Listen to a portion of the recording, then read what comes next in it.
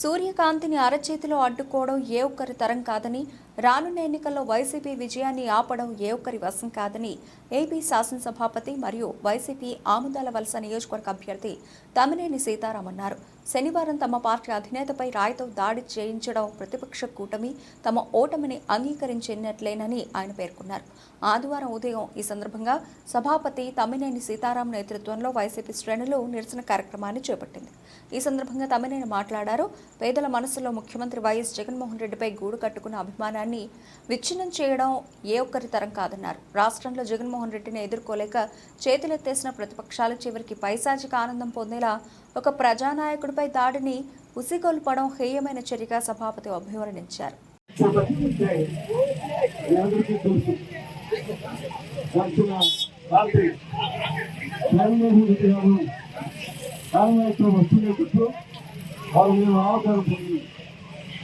ఇది అత్యంత హేయమైనటువంటి ఈ చర్యను ఖండిస్తూ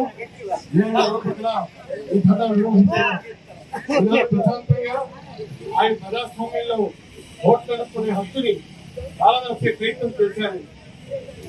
ఆయన ఎవరికైనా ఎప్పుడైనా ఒక మాట అనవలసిన వ్యక్తి అని చెప్పి అడుగుతున్నాను. అలాంటి వ్యక్తిపై దాడి చేశారు. నిజంగా మనందరం కూడా ఉక్కుతో తలవించుకోవాల్సినటువంటి విషయం.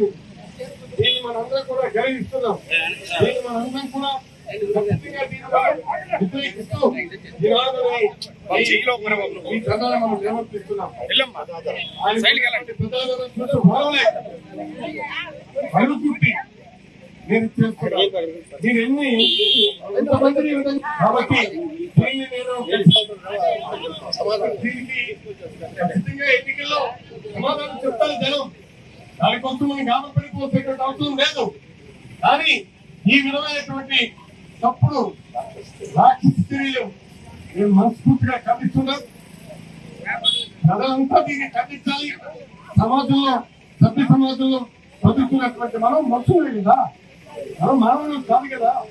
ఒక వ్యక్తిపై హఠాత్తుగా ఈ విధంగా దాడి చేయడం అనేటువంటిది అత్యంత హేయమైనటువంటిది, అత్యంత దుర్మార్గమైనటువంటి చర్యగా భావిస్తూ మేము దీన్ని ఖండిస్తున్నామని చెప్పి తెలియజేస్తూ మరి ఈ ధర్నాన్ని మనం ఇంత నిర్వహిస్తున్నామని చెప్పి మీ అందరికీ తెలియజేస్తున్నాం.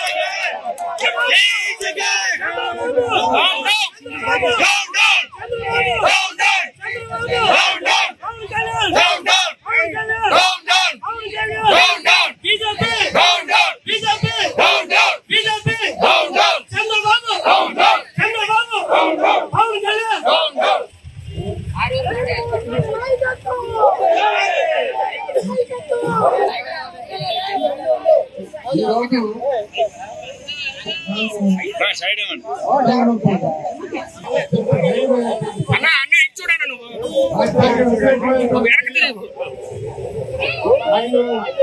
ఆయన మానసికంగా ఎంత గురిపోతున్నారో మనకు అర్థమవుతుంది.